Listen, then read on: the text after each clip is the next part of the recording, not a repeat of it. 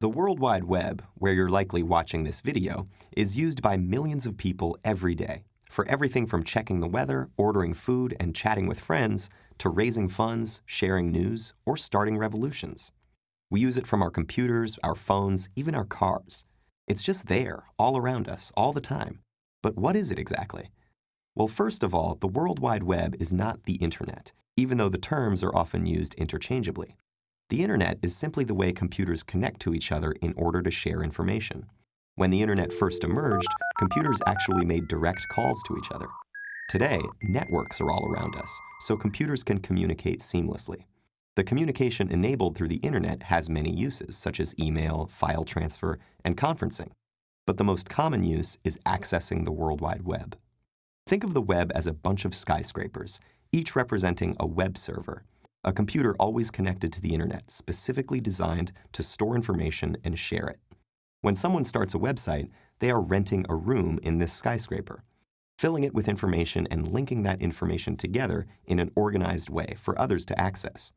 The people who own these skyscrapers and rent space in them are called web hosts, but anyone can set up a web server with the right equipment and a bit of know-how. There's another part to having a website without which we would be lost in the city with no way of finding what we need. This is the website address, which consists of domain names. Just like with a real-life address, a website address lets you get where you want to go. The information stored in the websites is in web languages, such as HTML and JavaScript. When we find the website we're looking for, our web browser is able to take all the code on the site and turn it into words, graphics, and videos. We don't need to know any special computer languages because the web browser creates a graphic interface for us. So in a lot of ways, the World Wide Web is a big virtual city where we communicate with each other in web languages, with browsers acting as our translators. And just like no one owns a city, no one owns the web. It belongs to all of us. Anyone can move in and set up shop. We might have to pay an internet service provider to gain access, a hosting company to rent web space, or a registrar to reserve our web address. Like utility companies in a city, these companies provide crucial services, but in the end, not even they own the web. But what really makes the web so special lies in its very name.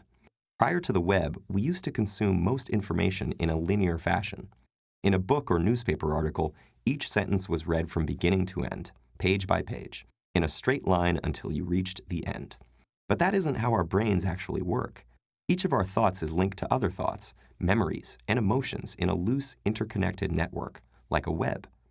Tim Berners-Lee, the father of the World Wide Web, understood that we needed a way to organize information that mirrored this natural arrangement, and the web accomplishes this through hyperlinks.